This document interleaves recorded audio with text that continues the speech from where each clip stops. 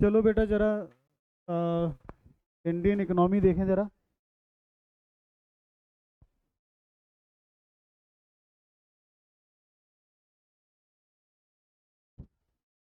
Indian economy at the eve of independence. Last class में हमने start किया Indian economy, और मैंने बैकग्राउंड बताया कि बेटा इस पार्ट में अपने को करना क्या है, यहाँ अपने को समझना क्या है। यहाँ अपने को समझना ये है बेटा कि इंडियन इकोनॉमी किस तरीके की रही है। जैसे 1990 में 1990 में आप पढ़ोगे कि 1990 में देश इंसॉल्वेंट होने वाला था। ठीक है, केवल 10 दिन के बिल्स पे कर सकें, इतना ही पैसा था। फिर ऐसा क्या किया 1990 में, मतलब केस स्टडीज़ बेसिकली, कि ऐसा क्या किया 1990 में कि भाई चीज़ें इम्प्रूव हो गई। इम्प्रूव हो गई और इतनी इम्प्रूव हो गई कि आज जो हम हैं, मतलब fourth position fifth position GDP जा रही है। ठीक है, इतना डेवलप्ड है, ये सब जो सिचुएशन देख रहे हो, ये पिछले 25-30 साल में इतना बड़ा देश इतनी ग्रोथ कर गया। ऐसा क्या किया? ठीक है, ऐसी क्या स्थिति थी, क्या सिचुएशन थी कि हमारे देश की हालत ऐसी हुई, क्या कारण रहा, वो भी जानना जरूरी है। तो अगर हम देखें तो ये जो बुक है ये पूरा इंट्रोडक्शन देगी आपको इंडियन इकोनॉमी, अपनी देश की अर्थव्यवस्था समझने में। ठीक है, कि इंडियन इकोनॉमी किस प्रकार की रही है। ठीक, तो Indian economy at the eve of independence. अच्छा, इसको बिल्कुल शुरू से शुरुआत कर सकते थे, और शुरू से बिल्कुल इस तरीके से शुरुआत कर सकते थे कि इंडियन इकोनॉमी, सबसे पहले तो जब देश आज़ाद हुआ तो तब इंडियन इकोनॉमी कैसी थी। जब देश आज़ाद हुआ तो तब इंडियन इकोनॉमी कैसी थी, है ना, शुरुआत वहीं से हो रही है। तो जब देश आज़ाद हुआ तो भाई इंडियन इकोनॉमी कैसी थी, थोड़ा सा, है ना, ये इस चैप्टर में हमें ये समझना है कि कैसी इंडियन इकोनॉमी रही होगी। तो हमने समझने की क्या बात है बेटा, ये तो इंडियन इकोनॉमी जो थी उसकी हालत काफ़ी ख़राब थी। इंडियन इकोनॉमी की हालत काफ़ी ख़राब थी। और ये कैसे मालूम पड़ा, इसके लिए हमने पढ़ा सबसे पहले बेटा कि देश में किस तरीके से, ठीक है, किस तरीके से एम्प्लॉयमेंट स्टेटस रहा। हाँ जी, तो सबसे पहले तो ये देखेंगे कि किस फैक्टर्स में देखने हैं, कौन कौन से फैक्टर्स हैं। तो सबसे पहला तो हो गया जैसे eve of independence. Eve of independence, तो एग्रीकल्चर सेक्टर, एग्रीकल्चर सेक्टर जो है ना वो किस तरीके का, आ गया उत्कर्ष, आ गया जो क्या हो? हाँ, तो और क्या लेटर लिखने लग।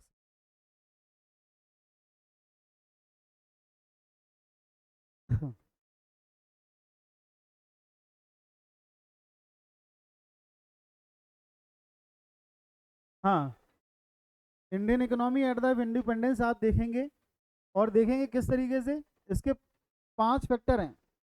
ठीक है, 5 फैक्टर हैं कि जिसमें हम देखें कि इकोनॉमी कैसी रही। अच्छा, इकोनॉमी को हमेशा primary sector, secondary sector, territory sector में बांटा जाता है। Primary, secondary, territory. ठीक है, तो प्राइमरी जैसे just like agriculture, industry, foreign trade, ये सब इसी तरीके से बटा हुआ है। दो चीज़ें क्या है, इंफ्रास्ट्रक्चर और डेमोक्रेसी जो है वो अलग थोड़ा सा समझना है कि इंफ्रास्ट्रक्चर और डेमोक्रेसी किस तरीके से वर्क करती है। ठीक है, तो उस समय क्या हालत थी, डेमोक्रेसी कैसी थी, देश कैसा था, डेमोक्रेटिक इंडिया है हमारा, है ना। तो डेमोक्रेसी मतलब कैसे देश में रहते हैं, क्या सिचुएशन है ना, वो देखना है अपने को। तो डेमोक्रेसी और इंफ्रास्ट्रक्चर, लास्ट क्लास में हमने डेमोक्रेसी और इंफ्रास्ट्रक्चर के बारे में ही पढ़ा था बेटा, कि डेमोक्रेसी वगैरह कैसी रही। जैसे ऑक्यूपेशनल स्ट्रक्चर, ऑक्यूपेशनल स्ट्रक्चर, तो जिसमें कि हाईलाइट किया था कि बेटा प्राइमरी सेक्टर, देश में लगभग 72% लोग, ऑक्यूपेशन मतलब एंगेज हैं और किसी काम में एंगेज हैं, ऑक्यूपाई, किसी काम में एंगेज हैं, पैसे कमा रहे हैं, किसी इस तरीके से पैसे अर्न कर रहे हैं। ठीक है, तो किस तरीके से देश में 72% पॉपुलेशन ऐसी थी जो प्राइमरी सेक्टर में एंगेज थी। प्राइमरी सेक्टर में क्या क्या आ जाता है, प्राइमरी सेक्टर में एग्रीकल्चर आ गया, माइनिंग भी आ गई, है ना, फॉरेस्ट वगैरह ये सब जो है, ठीक है, ये भी आ गया। ठीक है, secondary sector 10%, small scale industries और बिल्डिंग कंस्ट्रक्शंस। ठीक है, ये 10% जो है सेकेंडरी सेक्टर का रहा, है ना, small and large scale industries है, सेकेंडरी सेक्टर का हो गया। और टेरिटरी सेक्टर 17% जो है, देश की जनता, 17% जो है वो कहीं ना कहीं इसमें, मतलब ऑक्यूपेशन ऑक्यूपेशन उनका primary sector, secondary sector, territory sector. अच्छा, अभी कितना है क्या?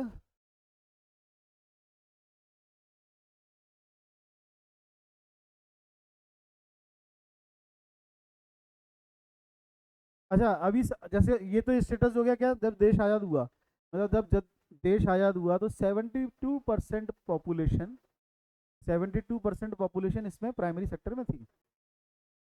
ठीक है, और निकलना जल्दी निकल जाओ। सेकेंडरी सेक्टर में कितना, 10% पॉपुलेशन सेकेंडरी सेक्टर में थी, और टेरिटरी सेक्टर में कितनी थी, 17% टेरिटरी सेक्टर में थी। ठीक है, 17% है ना। अच्छा,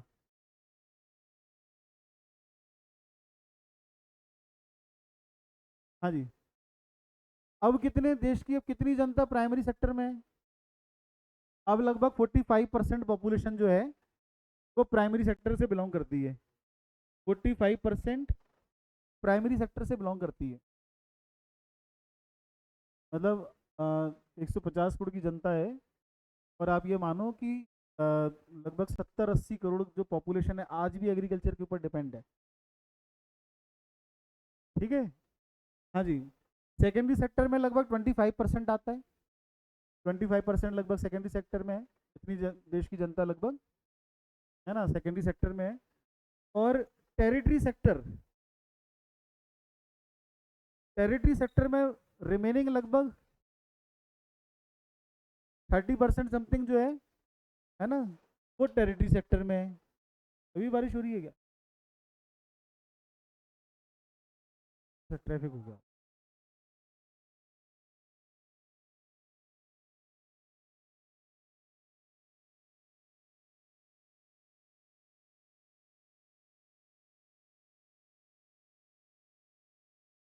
हाँ जी, कोई समस्या? हाँ जी। तो अब जो है वो रेशियो धीरे धीरे इम्प्रूव हो रहा है। वो जो रेशियो है वो धीरे धीरे इम्प्रूव हो रहा है।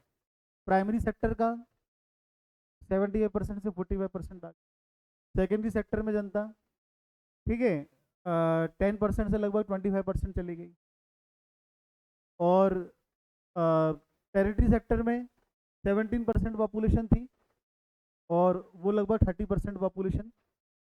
ठीक है, केस में। अच्छा, जो डेटा बोल रहे थे, आई थिंक वो जीडीपी का बोल रहे थे, वो अलग है। मतलब जीडीपी प्रोडक्शन कितना हो रहा है प्राइमरी सेक्टर का, सेकेंडरी सेक्टर का, टेरिटरी सेक्टर, वो डेटा अलग है। थोड़ा सा समझना कि ये तो हो गया ऑक्यूपेशनल, कितने लोग कहाँ एंगेज हैं, पॉपुलेशन। ठीक है, एम्प्लॉयमेंट, ये तो डेटा अपन एम्प्लॉयमेंट चैप्टर आएगा वहाँ भी पढ़ेंगे, है ना। और एक डेटा ये है कि जीडीपी में से कितना परसेंट, तो प्राइमरी सेक्टर 12-13% लगभग, सबसे कम प्राइमरी सेक्टर का जीडीपी में कंट्रीब्यूशन है, जीडीपी में। ठीक है, उसके बाद सेकेंडरी सेक्टर का कंट्रीब्यूशन है लगभग वही 28-30% अप्रोक्स, चेंज होता रहता है।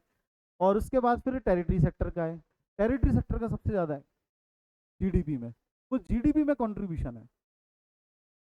क्लियर है ना।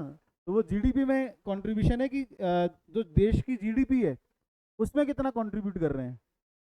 बाकी ये एम्प्लॉयमेंट है, कितने लोगों को रोजगार मिल रहा है। अभी भी बहुत सारे लोग, थोड़ा इसको ऐसा प्रैक्टिकली सोच लेना, थोड़ा प्रैक्टिकली सोच लेना कि अभी भी बहुत सारे लोग बेटा खेती बाड़ी में, इंडस्ट्रीज हैं कहाँ,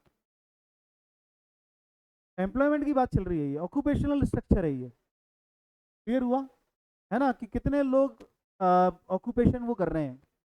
ठीक है, तो प्राइमरी सेक्टर का अभी भी पूरे देश में सबसे ज़्यादा है, क्यों? क्योंकि गांव में ज़्यादा जनता रह रही है आज की, पॉपुलेशन गांव में ज़्यादा है, तो गांव में पॉपुलेशन ज़्यादा है तो ज़्यादातर एग्रीकल्चर, गांव में कौन सी इंडस्ट्रीज है ना। तो वो तो ज़्यादातर जो है वो प्राइमरी सेक्टर में एंगेज है। सेकेंडरी सेक्टर का, ठीक है, सेकेंडरी सेक्टर का पॉपुलेशन और जीडीपी दोनों लगभग वही है, 25 से 30 के % बीच में रहता है। 25-30 ही चल रहा है वो बहुत टाइम से। ठीक है, उसका रेशियो में कोई बहुत अंतर नहीं आया सेकेंडरी में। टेरिटरी बदला है, टेरिटरी का, टेरिटरी में मतलब पॉपुलेशन कम एंगेज है, पर जीडीपी में बहुत ज़्यादा पार्ट है टेरिटरी का। और मैं कई बार बोलता भी हूँ कि ये खतरनाक है ये, सर्विस सेक्टर से जीडीपी में, जीडीपी में इतना बड़ा शेयर, इतनी बड़ी जीडीपी, सबसे पहली तो ये समझो, अपने देश की जीडीपी क्या छोटी मोटी थोड़ी ना है, इतनी बड़ी जीडीपी। और उस जीडीपी में भी सबसे बड़ा शेयर किसका है? सर्विस सेक्टर का है। सर्विस सेक्टर क्या? सर्विस सेक्टर ये जो दूसरों के लिए काम करने के लिए बैठा है। सर्विस सेक्टर का खुद का कोई वजूद नहीं है। प्राइमरी सेक्टर काम करेगा तो सर्विस सेक्टर काम करेगा, सेकेंडरी सेक्टर काम अच्छा होगा तो सर्विस सेक्टर। तो सर्विस सेक्टर बेटा सर्विस देगा किसको? प्राइमरी और सेकेंडरी भी ग्रोथ होनी चाहिए। जब तक प्राइमरी और सेकेंडरी की ग्रोथ नहीं होगी तब तक सर्विस सेक्टर करेगा क्या? तो अपने देश में सर्विस सेक्टर ग्रोथ करता चला जा रहा है। ठीक है, प्राइमरी सेकेंडरी इतने ग्रोथ नहीं कर रहे। ठीक है, तो हो रहे हैं पर जिस हिसाब से सर्विस सेक्टर ने ग्रोथ करी है प्राइमरी और सेकेंडरी ने नहीं हुई। केस स्टडी है ये अपने आप में, ये अपने आप में केस स्टडी है कि सर्विस सेक्टर ग्रोथ करके करेगा क्या? करना तो काम प्राइमरी सेकेंडरी के लिए ना। मैं बोलता ही हूँ, जैसे सर्विस सेक्टर बैंकिंग हो गया। बैंकिंग शुरुआत कहाँ से हुई थी कि इंडस्ट्रीज को लोन देंगे, ठीक है, और बिजनेसमैन को लोन देंगे। अब स्थिति ये हो रही है आम जनता को पकड़ पकड़ के क्रेडिट कार्ड बांट रहे हैं, है ना, कि ये क्रेडिट कार्ड ले लो, ये कर लो, ये कर लो, जो भी जैसा भी है। क्यों? अब सर्विस सेक्टर हावी होता जा रहा है इकोनॉमी के ऊपर, इकोनॉमी के ऊपर हावी होता चला जा रहा है। बैंकिंग ही इतना ज़्यादा हावी होते चले जा रही है, बैंकिंग इतना ज़्यादा जो चार्जेस लगा रहे हैं, है ना। अभी वो आया तो था, एक जोक था लेकिन बड़ा सीरियस जोक था वो, कि एसबीआई ने या किसी बैंक का वो बता रहे थे, मतलब इतने क्या होता है, मिनिमम चार्जेस मिनिमम रखने पड़ते हैं पैसे बैंक अकाउंट में। आपको कुछ पैसे मिनिमम रखने पड़ेंगे, 1,000 रुपये लगभग। हर बैंक का अलग अलग होता है कि 1,000 रुपये या 10,000 रुपये रखने पड़ेंगे आपको। अब अगर आप 1,000 रुपये उनके अकाउंट में नहीं रखोगे ना तो चार्जेस लगा देते हैं। कितनी हंसी की बात है कि जो बेचारा 1,000 नहीं रख पा रहा, 1,000 कौन नहीं रख पा रहा होगा, बेचारा गरीबी तो होगा। अब वो 1,000 जो है वो नहीं रख पा रहा तो उस पर चार्जेस लगा रहे हैं। वो ऑलरेडी गरीब है बेचारे पे, वो 1,000 भी नहीं रख पा रहा, उस पर चार्जेस लगा रहे हैं। ठीक है, तो स्थिति ये हो गई है कि बैंकिंग सेक्टर इतना हावी हो गया, सर्विस सेक्टर, सर्विस सेक्टर इतना हावी हो गया, है ना। क्योंकि ये इतने सारे लोग सर्विस सेक्टर में जॉब कर रहे हैं तो इनकी सैलरी निकलेगी कहाँ से? निकलेगी तो ऐसे ही, है ना कुछ कर करा के उठा पटक। क्लियर हुआ बेटा? ये क्लियर है टॉपिक? कितने लोग एंगेज हैं? Primary sector, secondary sector, territory sector. ठीक है, इसके बाद हमने बात करी infrastructure on the eve of independence. Infrastructure कैसा? बर्थ रेट और death rate on the eve of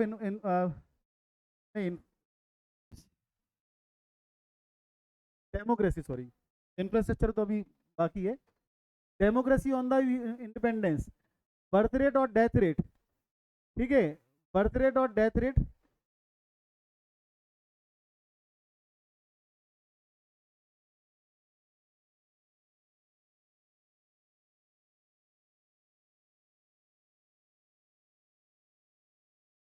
अच्छा, क्या होती है बर्थ रेट? मैंने आपको ऐसे समझाया था कि एक गांव में 1,000 लोग रहते हैं, 1,000 लोग रहते हैं, और कितने कितना मतलब जब आप बर्थ रेट मतलब 1 साल बाद देखो या जो भी जैसा भी, ठीक है, तो 1,000 लोग रहते हैं तो कितनी बर्थ हो जाएंगी? ठीक है, तो कितनी बर्थ हो जाएगी? तो लगभग ये मान के चलो कि 40, 48 जो है वो बर्थ रेट है ना, और डेथ रेट जो है वो 40।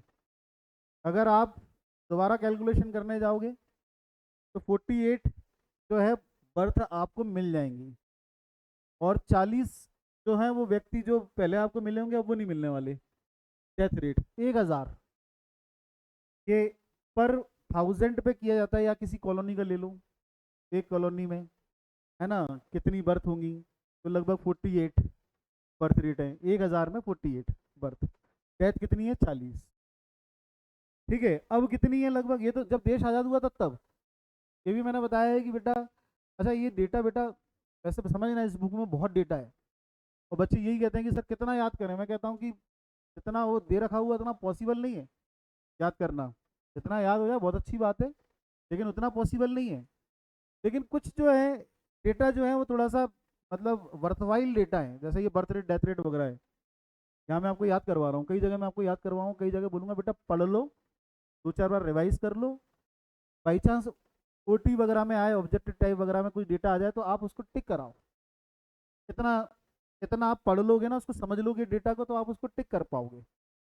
ठीक है, एग्जैक्ट तो अगर आ गया वो एक अलग अलग बात है, और कितना लिख पा रहे हो, क्या लिख रहे पा रहे हो, कितनी याद आई वो एक अलग बात है। है ना। मैं अगर आपको बोल भी दूँ बेटा पूरा डेटा याद कर लो, तो वो अननेसेसरी लोड ही है आपके ऊपर, है ना। वो लोड मतलब वो रहेगा। तो इसलिए कुछ डेटा जो है वो खास है। और सबसे बड़ी बात तो क्या है, जो भी क्वेश्चन आ रहा है, तो इस क्वेश्चन में अगर आपने इस प्रकार का डेटा लिखा, है ना, तो ऑटोमेटिकली इंप्रेशन जो है वो इंप्रेशन डेटा का ही है, जितना ज़्यादा आप डेटा यहाँ पे यूज़ कर पा रहे हो। तो इस प्रकार के जैसे डेमोक्रेसी वगैरह आ रहे हैं, तो कम से कम ये थोड़ा पॉपुलर है बेटा। बर्थ रेट क्या थी पहले, 48, जब देश आज़ाद हुआ था। 1000 में से 48 जो थे वो नए बर्थ होते थे, और 40 लोगों का देहांत हो जाता था, डेथ। ठीक है। अब जो रिसेंटली है वो कितना है बर्थ रेट, हाँ 17 के आसपास है। ठीक है। और डेथ रेट 7, 17 और 7 रिसेंटली अभी ये जो चल रहा है। तो बर्थ रेट और डेथ रेट क्लियर हुआ, बर्थ रेट और डेथ रेट, है ना। मतलब ये थोड़ा सा याद करने की कोशिश करें। इन्फेंट मोर्टेलिटी रेट बोलते हैं। इन्फेंट मोर्टेलिटी रेट, जब बच्चा, अच्छा क्या लिखा हुआ है, death rate of children below the age of 1 year, 1 साल से कम वाले। अच्छा, जब बच्चा छोटा होता है, 1 साल से छोटा है, तो उसको केयर, प्रॉपर केयर की बहुत जरूरत पड़ती है, उसको भी, और जो उसकी मदर है उसको भी, है ना, दोनों को मतलब प्रॉपर केयर की आवश्यकता बहुत पड़ती है। ठीक है। अपने इंडिया में वो केयर मिल नहीं पाती बेटा, अभी भी बहुत बहुत पिछड़ा हुआ है। तो इस हिसाब से देखा जाए तो बेटा कितने पहले, 1000 बच्चों में से 218 बच्चे, 218, ये बड़ा डेटा है। 218 लगभग खत्म हो जाते थे, डेथ हो जाती थी, 218, है ना। अब जो है वो और कम हो गया, लगभग 42 के आसपास, 42/1000, है ना, 1000 में से लगभग ये और इम्प्रूव हुआ है। हाँ जी। Life expectancy, infant mortality rate clear हुआ। जब बच्चा 1 साल तक का होता है ना, उसको प्रॉपर केयर की जरूरत पड़ती है। ठीक है। तभी तो वो बच्चा होता है, टीके वगैरह लगते हैं, और काफ़ी जो, है ना, वो सब जो होता है वो इसी चक्कर में है कि ताकि वो उसकी इम्यूनिटी स्ट्रांग हो जाए, और फिर वो कहीं ना कहीं मतलब जो डिसीजेज हैं उनसे फाइट कर पाए, है ना। अच्छा, लाइफ एक्सपेक्टेसी, लाइफ एक्सपेक्टेसी क्या, लाइफ एक्सपेक्टेसी की, आप कितना कितना जिएंगे, है ना, ये बेसिकली डॉक्टर्स निकालते हैं कि मेडिसिन मेडिसिन के मतलब भरोसे वो कितना कितना सरवाइव करा सकते हैं। तो एवरेज एवरेज एवरेज जो लाइफ एक्सपेक्टेंसी थी वो कितनी थी, 32 ईयर्स, जब देश आज़ाद हुआ था, है ना। अब जो है वो लगभग 70 के आसपास पहुंच गई है, इस पर 68 मेंशन है, 66 बढ़ गई है ना, क्योंकि मेडिकल फैसिलिटी अच्छी हुई है। आप सोचोगे सर पुराने टाइम पे ज़्यादा जीते थे, मुद्दा वो नहीं, पुराने टाइम पे एवरेज बात की जा रही है, क्योंकि कुछ होते थे वो 100 के ऊपर जाते थे, कुछ होते थे बेटा 1 साल से पहले ही, या फिर चाइल्डिश उसमें एज में ही उनकी डेथ हो जाती थी। तो एवरेज की बात की जा रही है। क्लियर है। हाँ जी। फिर इसके बाद लिटरेसी रेट, 16% जो पॉपुलेशन थी उस टाइम पे पढ़ी लिखी थी, 16% पॉपुलेशन, लिटरेसी रेट। अब जो है नियर अबाउट 74%, है ना, 74%। 16 में से 7% जो थी लिटरेसी रेट किसकी, मेल, सॉरी फीमेल की थी, 16% ओवरऑल। फीमेल की जो लिटरेसी रेट थी 7%, और लगभग 20-21% के आसपास मेल की थी, है ना। अब जो 74% है, लगभग 82% के आसपास मेल, और फीमेल की है 66% के आसपास। कुछ हो रहे हो हैं? कुछ हो तो रहे हो जरूर है, 66 में से टॉप आ जाती है हाँ, 82 वाले टॉप नहीं करवा रहे, 62 वाली का टॉप कर जाती है, भूलो मत। हाँ कुछ हो रहे हो। हाँ जी। डेमोग्राफिक ट्रांजिशन, अच्छा ट्रांजिशन ये जो है यहाँ पे लिखा हुआ है 1922, year of great divide, year of great year of great divide, great divide मतलब, अच्छा 1921 ईयर में मैंने बताया था लास्ट क्लास में कि फर्स्ट वर्ल्ड वॉर में बेटा ब्रिटिशर्स बहुत ज़्यादा क्वांटिटी में, ऑफिशियल डाटा है ना कि 8-10 लोग खत्म, मतलब उनकी डेथ हुई थी फर्स्ट वर्ल्ड वॉर में, बहुत ज़्यादा, मतलब पॉपुलेशन जो थी ये ब्रिटिशर्स के साथ फर्स्ट वर्ल्ड वॉर में इंडिया की, है ना, वहाँ लड़े थे। अब उसके चलते क्या हुआ कि काफ़ी ज़्यादा जो है पॉपुलेशन जो है नुकसान हुआ, देश को काफ़ी शहीद हुए, अंग्रेजों के साथ लड़ते हुए फर्स्ट वर्ल्ड वॉर में अपने देश को भी बहुत नुकसान। ठीक है, तो इसलिए पॉपुलेशन कम हुई थी, है ना। मैंने ये भी बताया था कि ये जितनी कैलकुलेशन होती है ना, ये हर 10 साल में एक बार होती है बेटा, हर 10 साल में एक बार होती है। ठीक है, 1981 से चालू हुई है, 1981, 91, 2001, 2011, नहीं सॉरी 1981 नहीं, 1881, 1881 देश आज़ाद होने से पहले दादा भाई नेहरू जी, अच्छा ये जैसे मैं बताता रहता हूँ ना डेट वो करके, दादा भाई नेहरू जी थे, उन्होंने शुरुआत करी थी ये ये सब कैलकुलेशन करने की। ये क्वेश्चन आ गया था एक बार, यही क्वेश्चन आ गया था एक बार दादा भाई नेहरू जी के ऊपर। ठीक है, ये दादाजी तो थे, है ना, साथ में नेहरू जी भी थे। ठीक है, हाँ दादा भाई नेहरू जी तो जो थे ये 12th में 3-4 साल पहले का क्वेश्चन है ये, कोटी में, कि किसने स्टार्ट किया था, है ना। तो ये इस तरीके की आ जाती हैं, तो 1881 में, 1881 से स्टार्ट हुआ है, फिर मतलब अंग्रेजों से पहले ही काफ़ी, उसके लिए अलग हिस्ट्री हो, कभी मौका पड़ेगा तो समझेंगे, है ना। अभी तो फिलहाल ये है कि 1881, ठीक है। 1879 में आई थिंक फर्स्ट टाइम हुई थी, फिर 1881 से हर 10 साल में होने लगी, 81, 91, फिर 1901, 1911, 1921, 1921 में, अच्छा हर बार पॉपुलेशन बढ़ती थी, 1921 में कम हुई थी। ठीक है, 1921 में पॉपुलेशन कम कम हुई थी। एक तो 1921 में जैसे अभी वो था ना, कोविड आया था, तो बोल रहे थे हर 100 साल बाद कोविड जैसे कोई ना कोई बीमारी आती है, वो बीमारी भी आई थी, और फर्स्ट वर्ल्ड वॉर के सिचुएशन भी रही थी वहाँ पे, है ना। तो 1921 में कम हुई, फिर उसके बाद हमेशा बढ़ती चली गई। अच्छा ये इसलिए बता रहा हूँ कि अभी भी 2001 में और 2011 में हर 10 साल में होती है बेटा, बाई चांस ओटी वोटी में क्वेश्चन बने। ठीक है, 2021 में नहीं हो पाई थी, 2021 में नहीं हो पाई थी कोविड के चलते, इसलिए कई डेटा जो है ना वो पुराने चल रहे हैं अभी भी। और गवर्नमेंट ने बोला था 2025 तक कोशिश करेंगे करने की, पर अब वो दोबारा से 2031 तक आ गया कि 2031 में कैलकुलेट करेंगे। अब जो नेसेसरी डेटा है उनको जरूर उन्होंने कर लिया, लेकिन ऑफिशियली जो है वो बहुत कम डेटा जो है वो, मतलब इस हिसाब से आपको, है ना, अपडेट होते दिखेंगे। क्लियर हुआ, है ना। तो ये लगभग ये मान के चलो कि 2011 का डेटा, कई डेटा 2011 का पढ़ रहे हैं, है ना, और वही चला आ रहा है। हर ऑथर ने अपने हिसाब से अपडेट किया है, थोड़ा बहुत जो भी जैसा भी है ना, अपडेट किया है, पर वही डेटा ये है। क्लियर हुआ, कोई समस्या, है ना, कोई दिक्कत यहाँ पे बेटा। लाइफ एक्सपेक्टेसी, कितनी लाइफ एक्सपेक्टेसी, 32, है ना। अब रिसेंटली 66, अब और बढ़ के वो 68-69 हो गई लगभग, है ना, लेटेस्ट डेटा में। अच्छा उसकी फिर लिटरेसी रेट कितना, लिटरेसी रेट अब 74 चला रहा है बहुत टाइम से, 74 ही चला रहा है बहुत टाइम से, मतलब 2021 से पहले की हम बात करें तो। अब वो कारण ही वही, अब तो बढ़ तो गई है, लेकिन ऑफिशियली क्या, ठीक है, ये वाली बात आ जाती है। हाँ जी, अच्छा आगे देखें, agriculture sector, agriculture sector, agriculture sector, हाँ जी, क्या करते हैं, ठंड लग रही है, कब मतलब 18 और 16 कर दूंगी, 26 कर दें,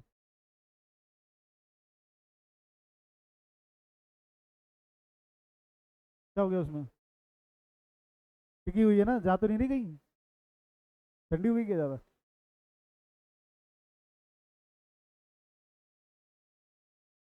हाँ जी,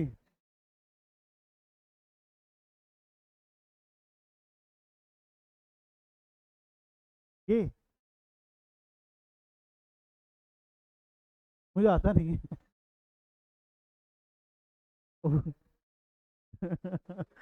हाँ ये यहाँ थोड़ा हाथ का टाइट है, बाकी ऐसा कैसी है।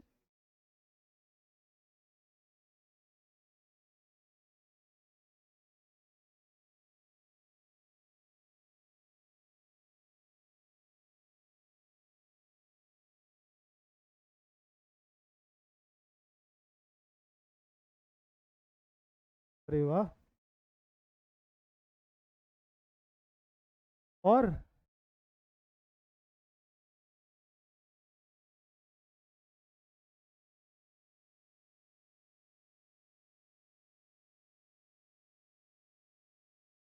करवाया था क्या?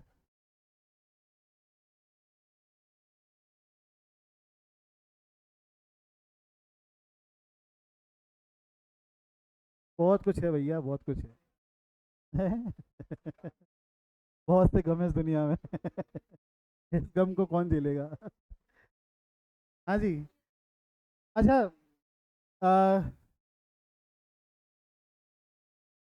प्रोडक्टिविटी जो है, प्रोडक्टिविटी, अच्छा, जैसे एग्रीकल्चर की बात करें, बर्थ रेट, डेथ रेट वगैरह ये सब तो थे ही। Infant mortality rate, literacy rate, ठीक है, ये सब तो थे ही। अच्छा, एग्रीकल्चर की भी जो हालत थी ना, कुछ खास अच्छी नहीं थी। कुछ खास अच्छी नहीं थी, हालांकि हमारा एग्रीकल्चर बेस्ड कंट्री शुरुआत से रहा है, कृषि प्रधान देश रहा है भारत, ठीक है, लेकिन सिचुएशन कुछ ऐसी नहीं, थोड़ा सा बहुत दुख भरी कहानी है, थोड़ा सा सुन लो, है ना। हाँ, कुछ कहानी ऐसी रही बेटा कि मतलब आप समझना कि जैसे मैं आज भी कई बार देखता हूँ ना, और जो जो मतलब पैटर्न है एग्रीकल्चर का, या फिर कई लोगों से मैंने सुना है कि एग्रीकल्चर जैसे लोग बाग मतलब है ना कि अब नई नई टेक्नोलॉजी आ रही तो सीखते चले जा रहे हैं, एग्रीकल्चर सीखते चले जा रहे हैं, या एक दौर कुछ ऐसा टाइम पीरियड निकला है कि लोग बाग जो है ना एग्रीकल्चर करना भूल गए बीच में। ऐसा नहीं है, एग्रीकल्चर हमारा बहुत बढ़िया रहा है। अगर आप हड़प्पा कल्चर वगैरह को भी उठा के पढ़ोगे ना, तो उस टाइम पे बेटा मतलब जो गेहूं और जो राइस उसके जो मतलब क्वालिटी है वो वाकई में बहुत बढ़िया। अपने पूरे ये जो मालवा की जमीन है पूरे वर्ल्ड में, ठीक है, वर्ल्ड में सबसे बेस्ट बताई गई है। ये अपने अशोकनगर के आसपास शरबती गेहूं हो रहा है ये, बेटा ये पूरे मतलब ये समझ लेना एक्सपोर्ट हो रहा है ये। मतलब जमीन, जमीन बहुत बढ़िया रही है, सब कुछ बहुत बढ़िया रहा है, लेकिन लोगों को क्या है, एग्रीकल्चर से मोल्ड कर दिया। बीच में टाइम ऐसा आया, अंग्रेजों ने क्या किया कि भाई मतलब जो जमीन है एग्रीकल्चर का, एग्रीकल्चर लोग बाग एग्रीकल्चर को ना करते हुए, क्योंकि पहले लोग बाग क्या गेहूं और राइस वगैरह ये सब प्रोड्यूस करते थे, ठीक है, और कभी भारत कभी देश इतना गरीब नहीं रहा, ठीक है। ये सब जो क्या है बेटा सिस्टमेटिक वर्कआउट हुआ है कि इतनी गरीबी आ गई, कभी इतना गरीब नहीं गए, कैसे हो सकता है गरीब? इतना प्रोडक्शन जो देश कर रहा हो आज भी बेटा, मैं बार बार बोलता हूँ कि अपना इतना प्रोडक्शन होता है, ठीक है, मतलब अपन ये मान के चलो वर्ल्ड में टॉप 5 में हर चीज़ में, ठीक है, वीट राइस ये वो शुगर, है ना, मिल्क विल्क तमाम दुनिया भर की चीज़ें ले लो, सब में टॉप 5 पे आएंगे अपन। हाँ देखो ये भी दुखा जा रहा है, ये कितना राइस का प्रोडक्शन हो गया है ये, ठीक है, हर चीज़ में बेटा अपन मतलब टॉप पे हैं, ठीक है, टॉप 5 में रहते हैं। तो ऐसा देश कैसे गरीब रह सकता है? पॉसिबल ही नहीं है। अच्छा, सिस्टमेटिक तौर पे बेटा क्या किया कि ब्रिटिशर्स आए, ब्रिटिशर्स ने आके लोगों को बोला कि कहाँ फालतू गेहूं और चावल वगैरह में लगे हुए हो, हम बताते हैं ये प्रोडक्शन करो, हम बताते हैं ये प्रोडक्शन करो। और मतलब क्योंकि क्योंकि उनको ब्रिटिशर्स की फैक्ट्री थी वहाँ पे, है ना, और मतलब जैसे ब्रिटेन में, ब्रिटिशर्स की ब्रिटेन में फैक्ट्री थी टेक्सटाइल्स वगैरह की, कपड़े वगैरह की, तो वहाँ पे क्या है कि जैसे कलर करने के लिए, है ना, और उसके लिए मतलब तमाम ये इंडिगो और ये सब जो है ना मेंशन किया गया है, तो इन सब इनपुट की आवश्यकता पड़ती थी, रॉ मटेरियल की आवश्यकता, उनकी फैक्ट्रियों में रॉ मटेरियल की आवश्यकता थी। तो ब्रिटिशर्स ने यहाँ लोकल जो फार्मर्स थे उनको बोला कि कहाँ फालतू गेहूं वगैरह प्रोड्यूस कर रहे हो, एक काम करो इंडिगो प्रोड्यूस करो, ठीक है, मतलब ताकि वहाँ पे जाके मतलब कलर हो सके और ये सब इस तरीके से, है ना, कपास वगैरह की खेती, ठीक है, जिससे कपड़ा बनाया जा सके, और ये तो ये सब प्रोड्यूस करने के लिए उन्होंने मतलब मोल्ड किया किसानों को, और किसानों ने प्रोड्यूस किया। अच्छा, प्रोड्यूस करने के बाद क्या उम्मीद करते हो उनसे, ब्रिटिशर से पैसा मिलेगा किसानों को?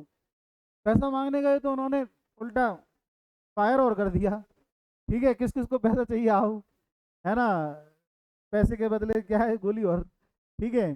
तो वो तो बेटा पैसे तो देने वाले नहीं थे। अच्छा, महात्मा गांधी भी तो इसलिए एकदम पॉपुलर हुए, महात्मा गांधी ने ये जो इंडिगो वाला जो केस था ना, महात्मा गांधी जब आए थे तो उन्होंने आके 1916 1516 अप्रोक्स यही केस लड़ा था, ठीक है, और इस केस में क्या हुआ, ब्रिटिशर्स को हरा दिया।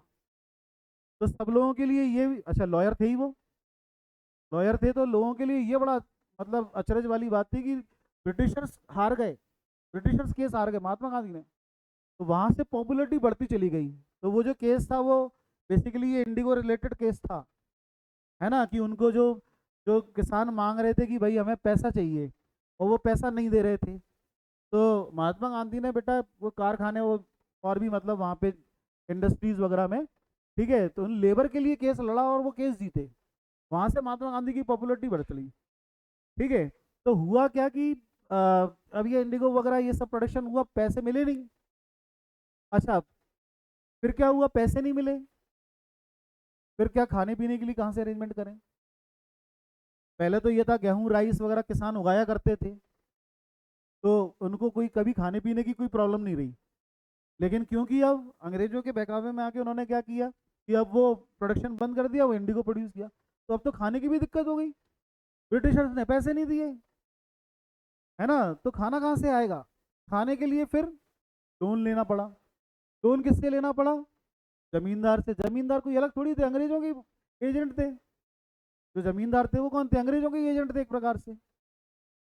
ठीक है, एक्चुअल में बोलते हैं कि डिवाइड और रूल पॉलिसी और ये और वो तमाम दुनिया भर की बातें, लेकिन बेटा एक्चुअल डिवाइड रूल पॉलिसी तो यही है क्या, कि भाई ब्रिटिशर्स ने जैसे राजाओं को बोला, तो एक मूवी भी तो आई थी लगान मूवी, है ना, उसमें ये भी तो था कि वो राजा को जबरदस्ती फोर्स करता है वो।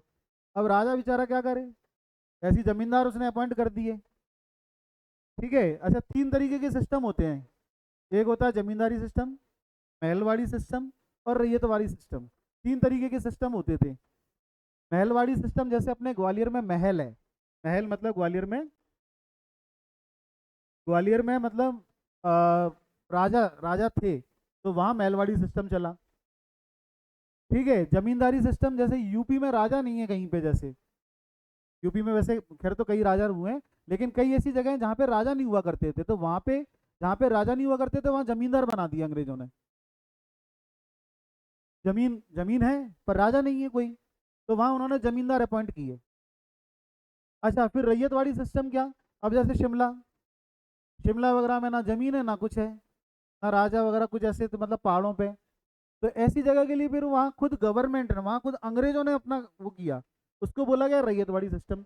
तीन तरीके से टैक्स कलेक्ट किया ब्रिटिशर्स ने तीन तरीके से टैक्स कलेक्ट किया है। महलवाड़ी सिस्टम मतलब राजाओं को फोर्स किया कि मतलब तुम्हें टैक्स देना है, अब तुम कैसे जाओ तुम जानो, भले तुम अपने जेब से दो, 3 गुना लगान देना पड़ेगा, है ना, वो था ना, 3 गुना लगान देना पड़ेगा। अब वो कहता है कि भाई साहब कहाँ से, जनता कहाँ से देगी।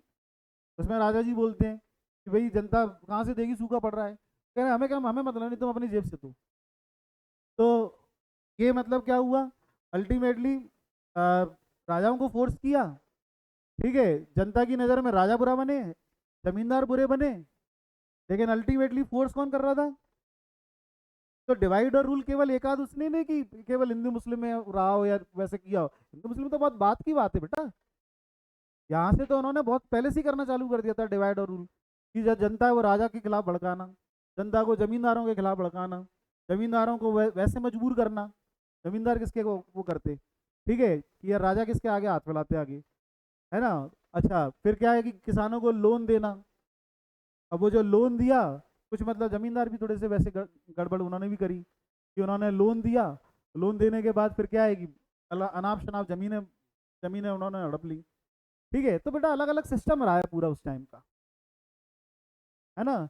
तो किसानों की जो स्थिति रही वो खराब होती चली गई बहुत से, मतलब ज़्यादा से ज़्यादा।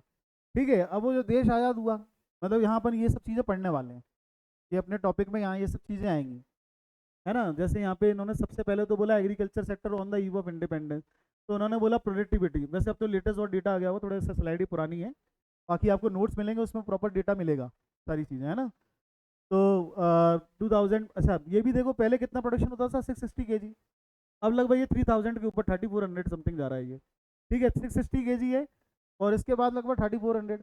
आप समझो जमीन उतनी है, जमीन उतनी है ना। प्रोडक्टिविटी केजी पर हेक्टेयर, एक हेक्टेयर जमीन में 1947 में गेहूं कितना हो रहा है, 660 kg हो रहा है, अब कितना हो रहा है, 3400 की।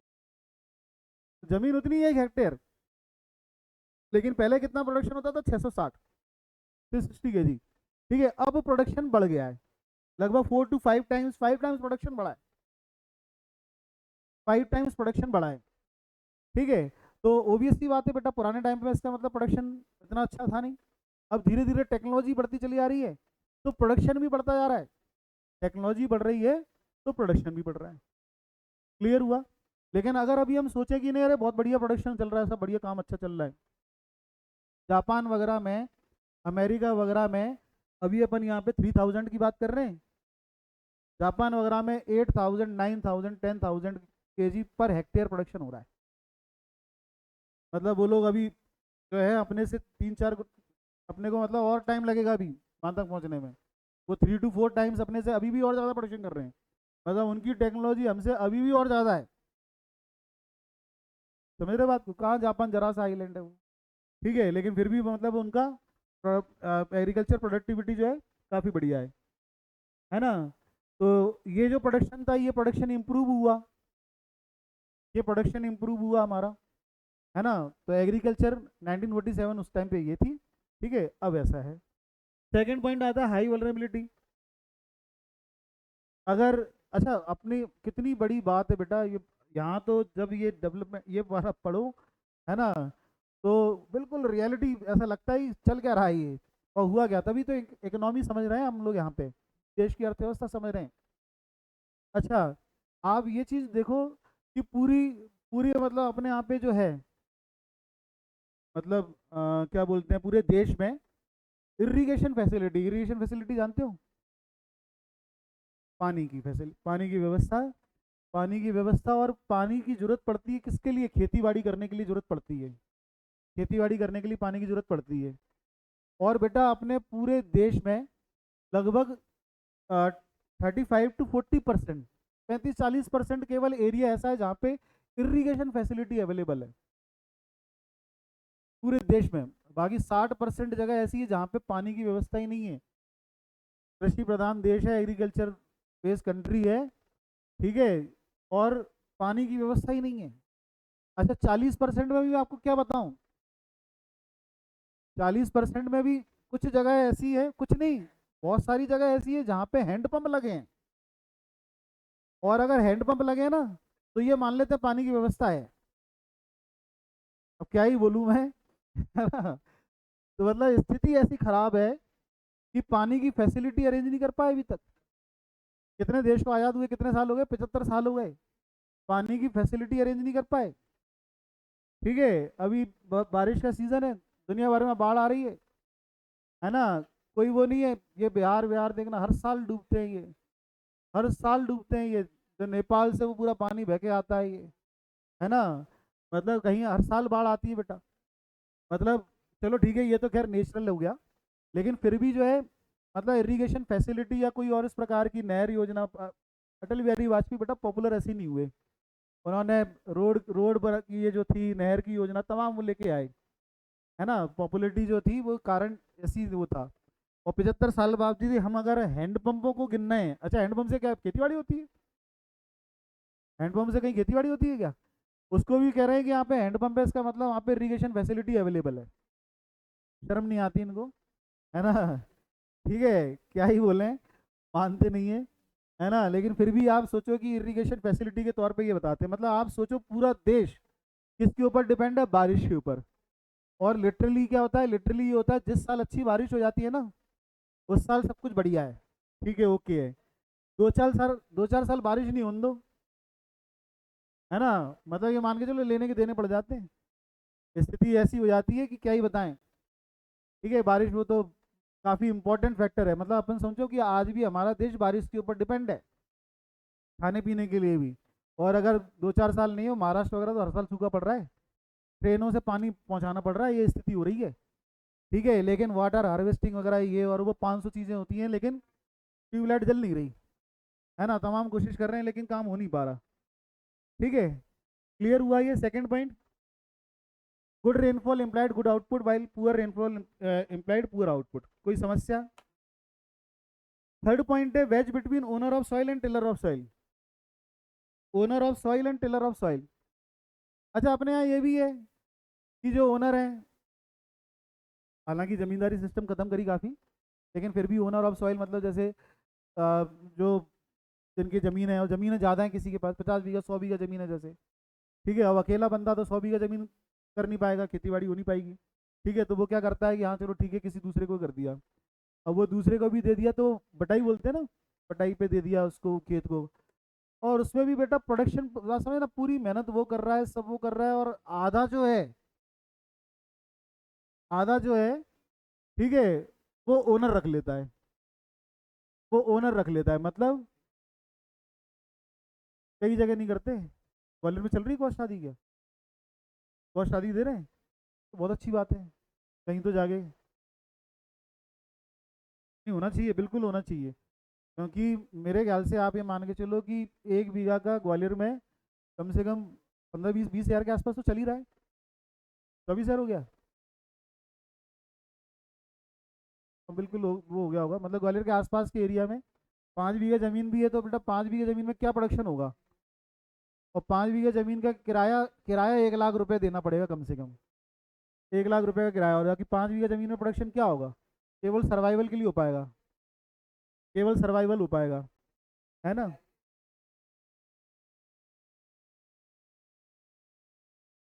हाँ मतलब अभी फिर भी यह है कि बहुत जो कर रहा है उसको कोई फ़ायदा तो है नहीं है, वो कोई फ़ायदे में नहीं है।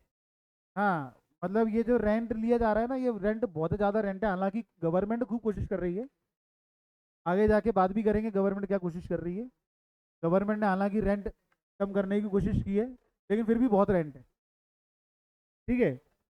Owner of the soil and tiller of the soil, ये लिखा है ना, owner has crop share not the cost share. Owner क्या करते हैं, क्रॉप तो शेयर कर लेते हैं, कॉस्ट शेयर नहीं करते, खर्चा नहीं। हालांकि बता रहे हैं तो अब नया ट्रेंड आ गया, ठीक है, कि कॉस्ट शेयर कर रहे हैं, बहुत अच्छी बात है, लेकिन यहाँ तो अभी यही लिखा हुआ है कि जो ओनर होते हैं वो आधा प्रोडक्शन तो ले लेते हैं, खर्चे वर्चे शेयर नहीं करते, खर्चे बोलना तुम करो जो भी है जैसा भी है, ठीक है, और बाकी जो प्रोडक्शन होगा उसका आधा रख लेंगे, ठीक है। Small and fragmented land holding, अपने यहाँ पे ये बहुत बड़ी समस्या है बेटा। मैं बोलता हूँ हमेशा कि जो कम से कम बेटा 98% पॉपुलेशन ऐसी है जिसके पास 1 एकड़ से कम जमीन है, मार्जिनल उसको बोलते हैं ना, मार्जिनल तो जो है प्रोडक्टिविटी है जो उसका वो है, ठीक है। लगभग 98% पॉपुलेशन ऐसी है जिसके पास ये समझो कि 5-10 बीघा ये इतना ही खेत है। अच्छा जिसके पास 5-10 बीघा है ना, अब स्थिति ऐसी है कि ना बेचा जा रहा, अगर बेचेंगे तो फिर करेंगे क्या, ठीक है, स्थिति ऐसी है कि ना बेचा जा रहा, और वो 5 बीघा से करोड़पति होने से रहे, केवल सर्वाइवल चल रहा है, केवल सर्वाइवल चल रहा है। तो जो 5-10 बीघा सबसे खतरनाक स्थिति होती है वाली, इसको विशियस सर्कल ऑफ पॉवर्टी भी बोला गया, प्रोफेसर नरस थे, उन्होंने विशियस सर्कल ऑफ पॉवर्टी बोला, कहते 5-10 बीघा जिसके पास जमीन है ना, मतलब समस्या ये है कि वो उससे करोड़पति बन नहीं पाएगा, ठीक है, बेच सकता नहीं है, क्यों, क्योंकि फिर करेगा क्या, तो वो एक ऐसे जाल में फंसा हुआ है, उसको बोला गया गरीबी का चक्र, एक ऐसे जाल में फंसा हुआ है कि जो बस उसी से मतलब होता चले जा रहा है वो, है ना, रीजन उसके क्योंकि वो बेच सकता नहीं, अच्छा ज़्यादा इतना इनकम होती नहीं कि पढ़ा लिखा सके बच्चों को, बच्चे बाहर निकले या कुछ और करें, स्थिति ऐसी हो नहीं पा रही, तो बेचारा वो एक इतनी बड़ी, मतलब आप समझो की बात है कि लगभग 95-98% पॉपुलेशन मार्जिनल लैंड होल्डिंग करके बैठी हुई है, मार्जिनल मतलब 1 एकड़ से या फिर ये 5-10 बीघा के आसपास जमीन, ये भी कारण है कि किसानों की मतलब खराब स्थिति का, है ना, कि मार्जिनल लैंड होल्डिंग जो है वो काफ़ी ज़्यादा अपने इंडिया में, इतनी बड़ी ज़मीन ही नहीं है, तो फिर वो करें तो करें क्या, कैसे करें उसमें, है ना, ये स्थिति आ जाती है। क्लियर हुआ बेटा कुछ पॉइंट्स, सबसे पहला पॉइंट तो लो प्रोडक्टिविटी हो गया, है ना, दूसरा हाई डिग्री ऑफ वल्नरेबिलिटी मतलब रेनफॉल, रेनफॉल के बारे में बताया हुआ है, ठीक है, तीसरा wedge between owner of soil and tiller of soil, और स्मॉल स्मॉल जो है लैंड होल्डिंग जो है मार्जिनल लैंड होल्डिंग, ठीक है, वो है। क्लियर हुआ, चलिए बाकी नेक्स्ट क्लास में कोशिश करेंगे नोट्स मिलें आपको, ठीक है, और जिससे और आसानी से मतलब पढ़ा जा सके, चलिए बाकी नेक्स्ट क्लास में करते हैं।